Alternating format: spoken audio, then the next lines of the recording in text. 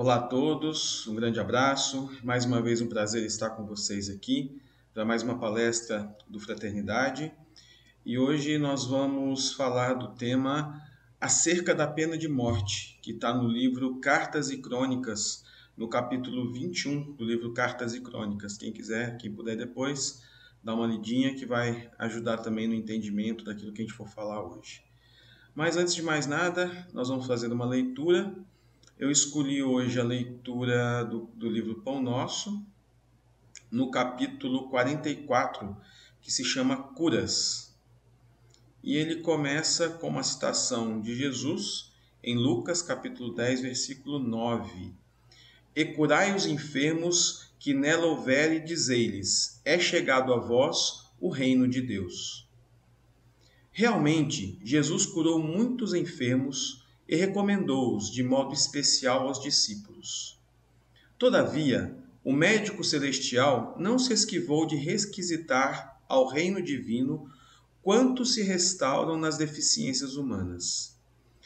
Não nos interessa apenas a regeneração do veículo em que nos expressamos, mas, acima de tudo, o corretivo espiritual. Que o homem comum se liberte da enfermidade, mas é imprescindível que entenda o valor da saúde. Existe, porém, tanta dificuldade para compreendermos a lição oculta da moléstia no corpo, quanta se verifica em assimilarmos o apelo ao trabalho santificante que nos é endereçado pelo equilíbrio orgânico. Permitiria o Senhor a constituição da harmonia celular apenas para que a vontade viciada viesse a golpeá-la e quebrá-la em detrimento do espírito?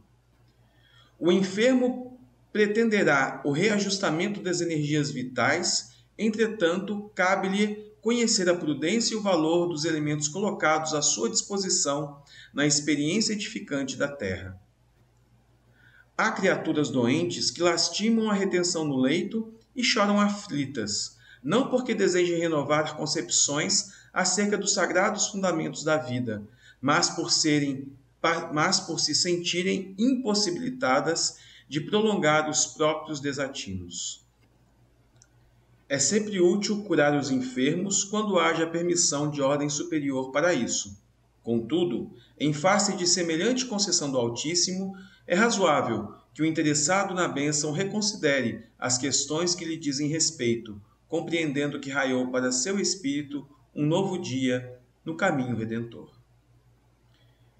E aproveitando agora este momento da leitura, vamos pedindo a presença da espiritualidade amiga, que nos auxilie na condução da conversa de hoje, buscando sempre o entendimento de todos, pedindo a Deus que nos auxilie para transmitir aquilo que cada um de nós precisemos ouvir e dessa forma possamos ter um encontro proveitoso que nos traga as bênçãos que necessitamos e o alívio que muitas vezes precisamos e buscamos de alguma forma.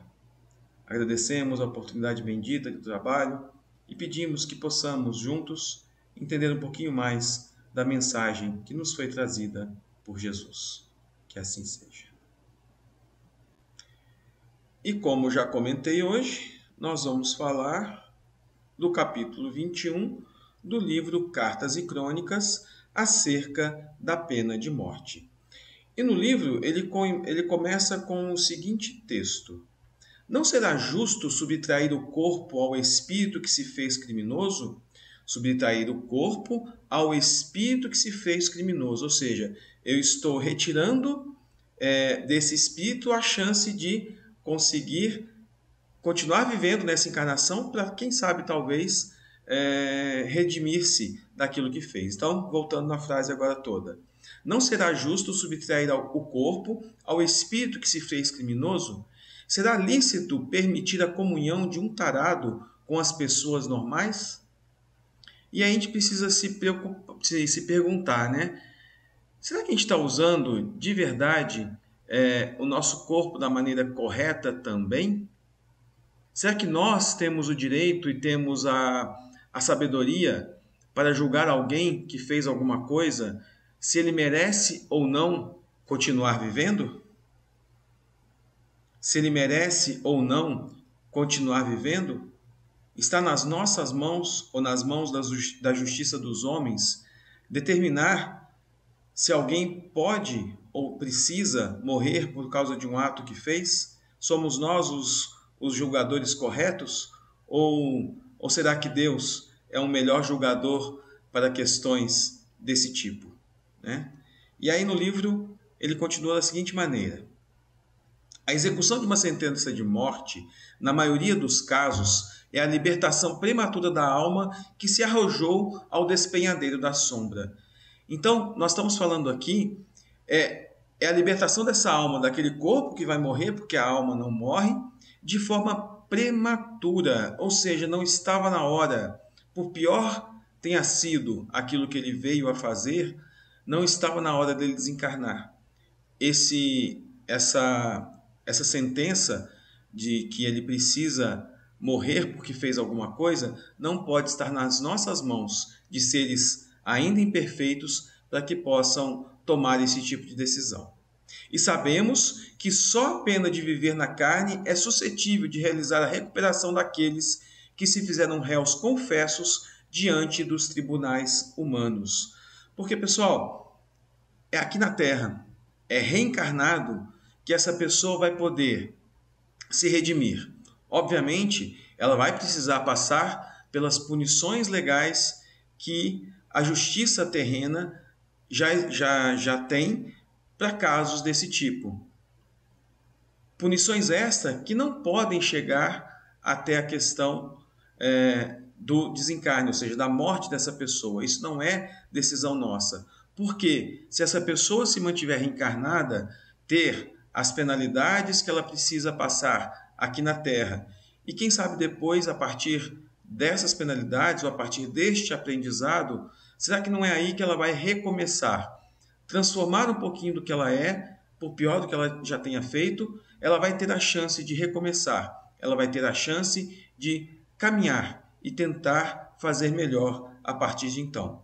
Porque, ainda pegando o texto do livro, não vale afugentar as moscas sem curar a ferida. Eliminar a carne não é modificar o espírito. Isso é muito óbvio, né? Quando a gente, esse exemplinho aqui, né, da mosquinha aqui na nossa ferida, não adianta eu ficar espantando a mosca todas as vezes se eu ainda estou doente, se eu não limpo a minha ferida, se eu não deixo de fazer aquilo que eu sempre fiz, que faz com que eu me torne uma pessoa pior. Não é assim que eu vou resolver os problemas. E o tribunal terrestre jamais decidirá com segurança sobre a extinção do crime sem o concurso ativo do hospital e da escola. Então, quando a gente fala de hospital, que de certa forma já é uma remediação daquilo que aconteceu, né? Quando eu vou para o hospital é porque eu já estou doente, porque eu já cometi algo que não me fez bem. Ou então da escola. E quando a gente olha, quando a gente fala da escola, a gente pensa mais na questão da prevenção. E é um pouquinho disso que eu queria falar, né? Por que a gente chega num estágio onde a gente precisa, algumas vezes, pensar em matar aquela pessoa porque foi uma atrocidade tão grande que ela fez, né? Na verdade, matar alguém por ter feito alguma coisa errada não vai remediar nada. Mas, como fala aqui, o tribunal terrestre, ele precisa decidir com o hospital, que é remediar, ou seja, é curar as feridas, ou através da escola, que é prevenir que uma ferida seja construída. E aí eu trouxe uma musiquinha que a gente usa muito quando a gente fala um pouquinho da infância, eu vou falar um pouquinho da educação na infância, a importância disso tudo, que nos lembra que eu preciso educar agora para evitar questões ruins no futuro. E essa música se chama Pense no Futuro. Enquanto não se planta o bem, o tempo passar, o homem será o que de sua infância se faça. Eduque a criança no caminho do amor que com e serás uma sociedade mais humana, mais feliz. Pense nisso e mova a sua mão.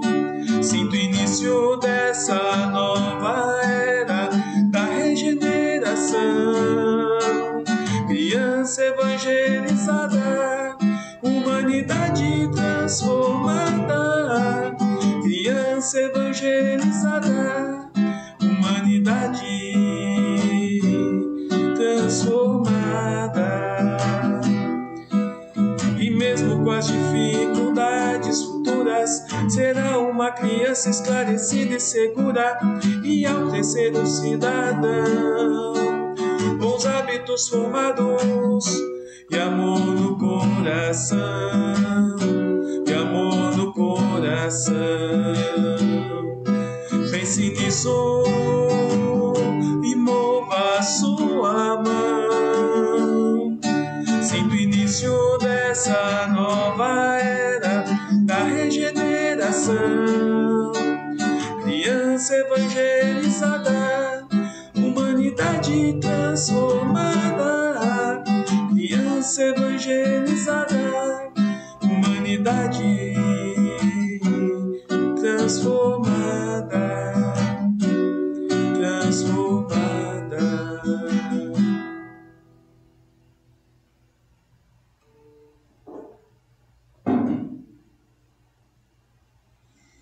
É isso, né? Eu preciso educar a criança para que não aconteça isso. Eu sei que todo mundo conhece essa máxima, né? Eu preciso educar a criança para ter um adulto melhor. Mas o quanto nós estamos conseguindo fazer essa educação? Porque se a gente chega no momento onde a pessoa fez algo tão ruim, tão atroz, que a gente pensa em matá-la, ou a gente acaba matando, né? Em alguns países, alguma coisa está errada, né? A gente precisa começar antes para que isso não aconteça. E a música fala um pouquinho da era da regeneração, né? Isso está acontecendo, né? Essa transformação está acontecendo, e isso vai ajudar também que o nosso mundo se transforme e coisas como a pena de morte também passem a não ser mais aceitas num futuro, eu acredito que próximo, relativamente próximo. E aí, para falar um pouquinho ainda de educação, eu trouxe do livro O Espírito da Verdade. Anália Franco nos fala um pouquinho dessa questão da educação que precisa começar e existir desde o começo, né? Desde a mais tenra idade da criança, desde a barriga, ou antes da barriga, né? Da mãe, né? Poder educar a criança desde que a gente sabe que vai querer ter um filho, que esse filho vai se conectar conosco para poder reencarnar na nossa família e aí começar a educação dele, que é responsabilidade nossa, dos pais, desse espírito, independente da evolução que ele tenha, a gente precisa ser responsável pela educação dele. E a Anália Franco, nos fala do seguinte, né? Ser previdente amparando-lhe os caprichos. Toda criança é caprichosa, quer as suas vontades, quer que faça sempre as suas vontades. Nós pais vamos fazer algumas, mas cuidado, vamos aparar os caprichos para educar corretamente essa nossa criança. Erga a voz no corretivo às reflexões e aos anseios imoderados que o visitam, se querem fazer dele um homem de bem, né? Por que não dizer um homem de bem? Então, a criança precisa sim do corretivo, ela precisa dos conselhos, ela precisa que esses anseios imoderados, né, não atrapalhem esse crescimento da criança no caminho do bem. Dose o sal da energia e o mel da brandura nos condimentos da educação. Que frase maravilhosa isso, né? A gente não pode ser enérgico demais, nem brando demais quando a gente fala de educação. A gente precisa juntar os dois condimentos e fazer algo gostoso, palatável, onde a criança possa aprender, mas que ao mesmo tempo a gente não seja rude demais e nem benevolente demais, bem mansinho demais, né? É essa dose que faz com que a educação seja a mais correta possível. Nem liberdade desordenada, nem apego excessivo. A gente não pode deixar que a criança faça tudo aquilo que ela queira e também não pode fazer com que ele não possa fazer um nada e ser sempre muito domado, né? Ele tem que ter a liberdade dele com o nosso acompanhamento, né? E aí nós estamos falando da questão do prevenir. Porque quanto mais cedo eu faço tudo isso, quanto mais cedo eu educo meu filho, a minha criança, eu vou conseguir fazer com que ela caminhe de uma forma mais tranquila, aprendendo dia a dia como ela deve se portar, o que ela pode fazer ou não. E para isso é importante que nós, pais, nós, educadores, estejamos preparados para isso também, né? Senão a gente vai ensinar o quê? E aí, continuando também ainda com a Anália Franco, a hora de estabelecer a ordem é antes de entrar a desordem. É um pouco óbvio isso, né? Quanto mais tardio vem a corrigenda, mais difícil fica a gente conseguir auxiliar a nossa criança. A tarefa não é tão difícil quanto vos possa parecer. Não exige o saber do mundo. Podem desempenhá-la assim o ignorante como o sábio, e o Espiritismo lhe facilita o desempenho, dando a conhecer a causa das imperfeições da alma humana. Não é tão difícil assim, né? Não precisa ter PhD, não precisa estudar milhares de livros, né? Porque podem desempenhá-la o ignorante e o sábio, ou seja, temos condições de auxiliar a nossos filhos, as nossas crianças, porque a gente consegue conhecer as imperfeições da alma humana. Que alma humana é essa? Bom, a nossa própria alma humana. Nós temos que conhecer as nossas imperfeições para poder nos melhorar. E também a alma que veio reencarnada como nosso filho. Tentar entender desde pequeno as tendências, o que ele gosta de fazer, está correto, não está correto, que tipo de companhia ele preza, como que ele se sente com determinado tipo de música. Tudo isso é um aprendizado para todo mundo. E ir tentando auxiliá-lo a buscar aquilo que vai deixá-lo mais perto de Deus, mais perto das coisas sublimes, e não perto daquelas coisas que nos trazem temor, nos trazem pensamentos ruins, né? É isso que a gente tem que buscar nesse dosar desse condimento que a Anália Franco também já nos falou. Isso está no capítulo 14 do Evangelho segundo o Espiritismo, e isso também tem a ver com prevenir, né? Prevenir para que no futuro essa pessoa não venha fazer algo tão ruim, tão crítico, que alguém possa pensar numa pena de morte por causa disso.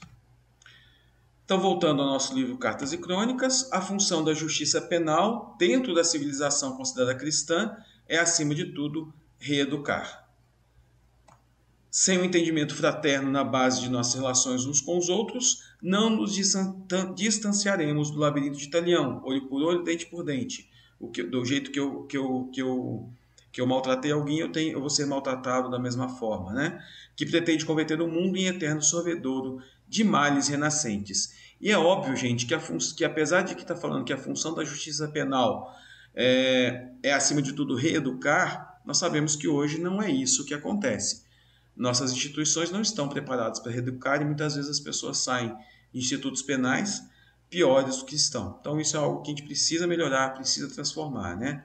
E, de certa forma, isso também é uma remediação, né? Só que aqui está o desenho do hospital, mas era o ideal que a nossa justiça penal passasse a ser também uma escola, né? Que a partir daí eu consiga auxiliar aqueles que cometeram os crimes e não que eu passe a ter que matá-los através da pena de morte.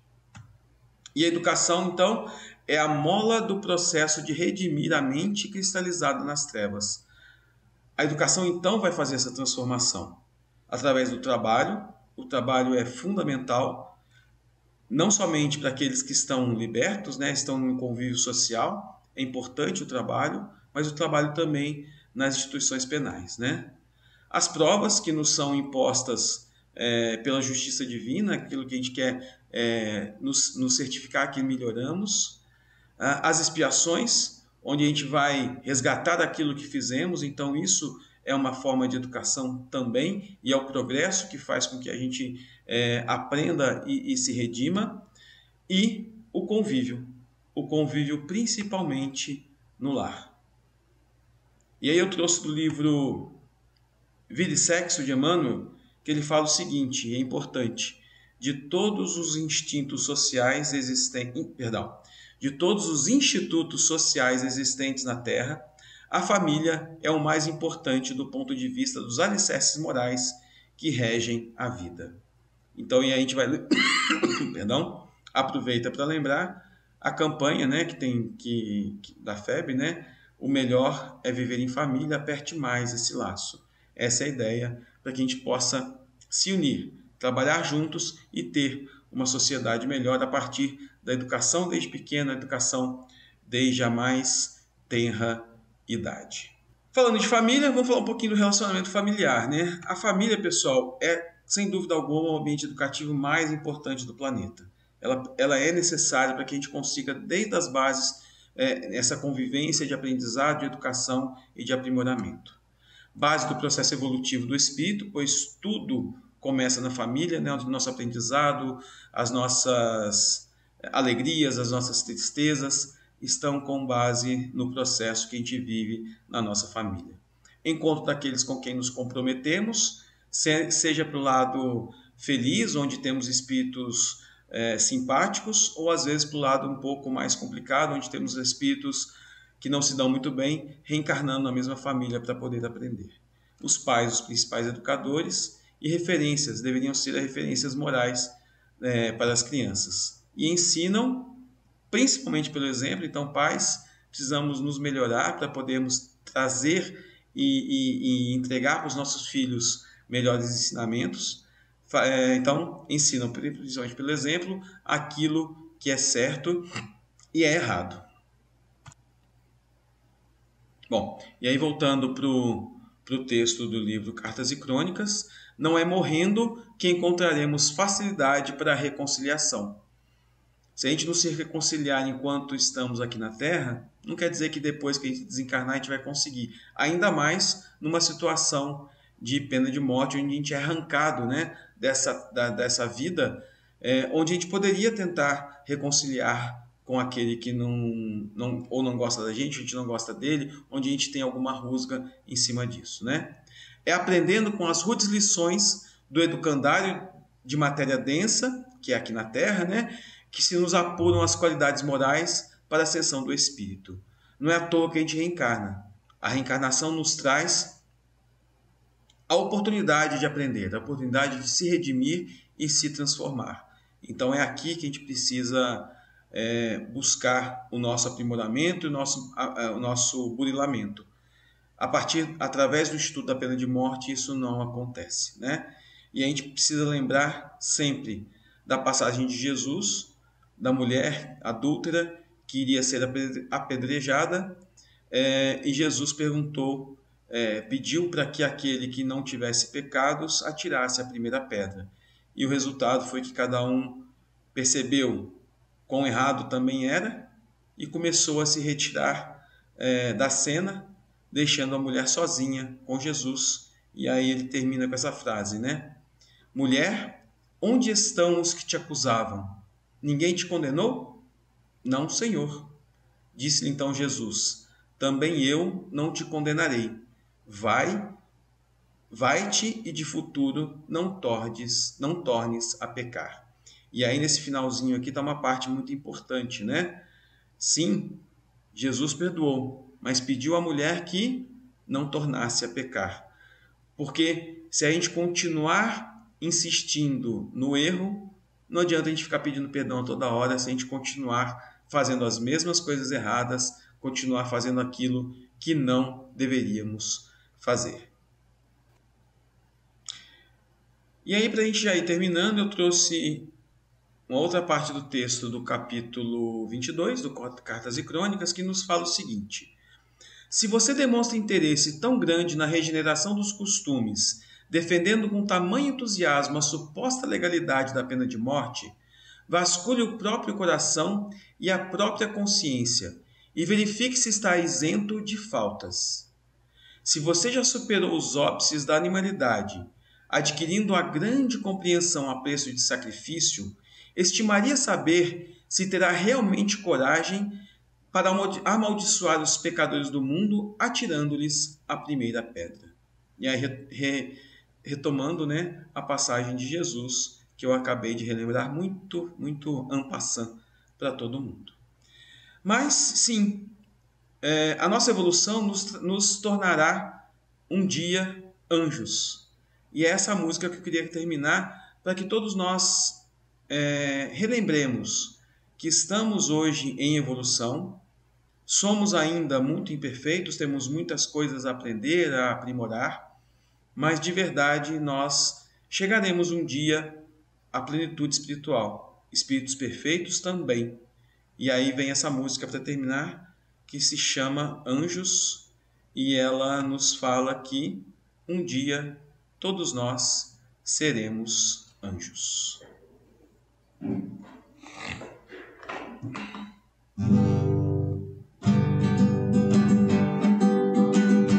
Qual de nós não tem nenhum defeito? Qual de nós não tem uma virtude? Precisamos só achar um jeito de suavizar o lado rude. Vamos ajudar-nos mutuamente e somar as nossas qualidades para fazer um mundo diferente e tirar a força da maldade. Um dia todos nós seremos anjos. Vamos trabalhar e acreditar que no futuro nós seremos anjos, num planeta onde o amor, unicamente o amor, há de reinar, e assim será.